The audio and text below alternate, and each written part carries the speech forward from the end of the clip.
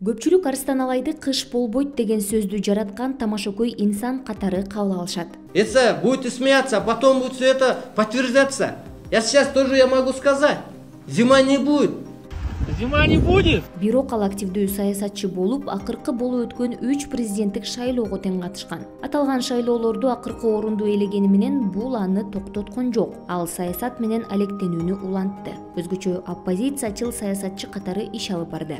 Элди карапайым элди эч ким башкарып аткан жок. Карапайым эл өз күнүн өзү көрүп атат.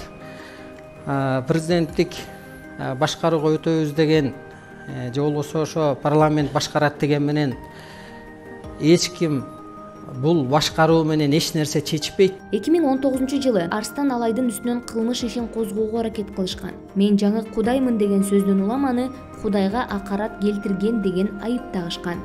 Я новый Бог. Мне, мое тело селился Бог. Он назвал себя новым Богом. Я только исполнитель, мое тело только исполнитель.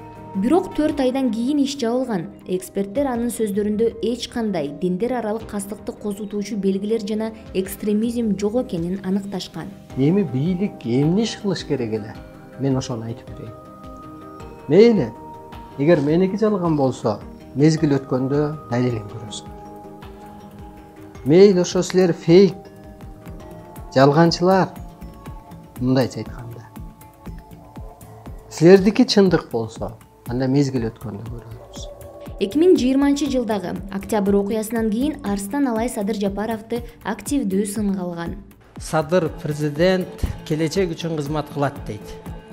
Садыр кайдан кызмат кылат эгер келечекти билбесе? Мейли Акаевдин, Бакиевдин, Атамбаевдин убагында да депутат болуптур. Бирок бийликтин 3 бутагын билбесе, бу жерге келип эмнени айтат? Садыр Жапаров, сен дагы доордун талабын билбейсиң. Бул бир. Ошон үчүн сен башчы боло албайсың. Бакиевдин убагында коррупциянын комиссары болуп турсуң. Ал кезде тетирсинче коррупция өнүгүп кетиптир. Мына алё дегенде 60 тиын төлөп калганбыз. Свет тыгында кымбаттаткан, ошондуктан эмгегиң дагы жарабайт. Чыккандан кийин, түрмөдөн чыккандан кийин кыргызга эмне жакшылык алып келип койду, 1,5 айда башаламан кылып койду. Коркок хан конушун сатат деп коет кыргызда. Ал Садыр Жапаров өлкөгө кара күндөрдү алып келет деп процесс башталганын айткан. Ал ошондой эле баш мыйзамды өзгөртүүгө каршы чыккан. Мындан тышкары, ал Садыр Жапаров жеке максаттарды эмес, элдин кызыкчылыгын ойлошу керектигин айткан болчу. Победа Садыр — это трагедия народа деп айткам дедим го. 2020-жылы Садыр аралашып калып жеңди.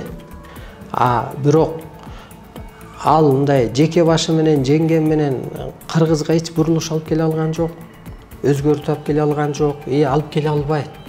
Айласы кетип атат.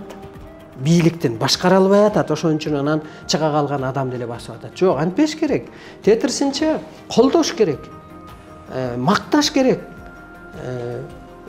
Угуш керек. Декабрдын ортосунда Арыстан Алай кармалган. Өткөн жолкудай эле диний кастыкты козуткан деген айып менен. УКМК Арыстан Алайды айрым кыздар анын таасиринин астында калды деп да айыптаган. 28 декабрда Арыстан Алай ден соолугуна байланыштуу номер 31 түзөтүүчү мекемесине которулган. 5 январь күнү эртең менен анын жансыз денеси табылган.